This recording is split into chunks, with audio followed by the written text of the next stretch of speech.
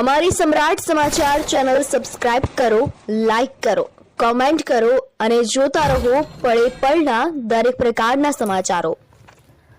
તળાજા તાલુકાના અમુક ગામમાં આચાર્યની બદલી કરવામાં આવે તેવી માંગણી તો અમુક સ્થળે બદલી થયેલ અટકાવવા માંગણી।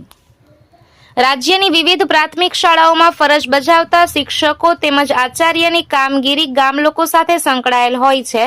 અને દરેક કામમાં ગામના આગેવાનોને સાથે રાખીને કરવામાં આવતી હોય છે તેમજ દરેક કામ ગામ લોકો સાથે મળીને કરવામાં આવતું હોય છે અને સારા આચાર્યના કારણે શાળામાં સારી સુવિધા બાળકોને મળતી હોય છે તેમજ સારું શિક્ષણ મળતું હોય છે અને શાળાનો સારો એવો વિકાસ પણ થતો હોય છે। પરંતુ સારા અને પ્રામાણિક આચાર્યની બદલી થાય અથવા તો પોતે બદલી માંગી લે ત્યારે ગામ લોકોને મોટો આઘાત લાગતો હોય છે। તેવી જ રીતે તળાજા તાલુકાના ભદ્રાવળ ગામની કેન્દ્રવર્તી શાળામાં ફરજ બજાવતા આચાર્ય દ્વારા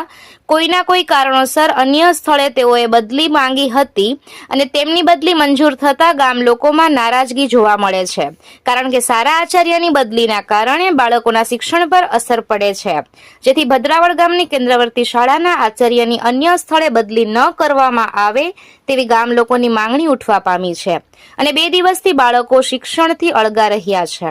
અત્રે ઉલ્લેખનીય છે કે તળાજા તાલુકાના દેવળિયા ગામના પ્રાથમિક શાળાના આચાર્ય કાળુભાઈ બારૈયા શાળામાં જ્ઞાતિવાદ રાખતા હોવાનો આરોપ લાગ્યો હતો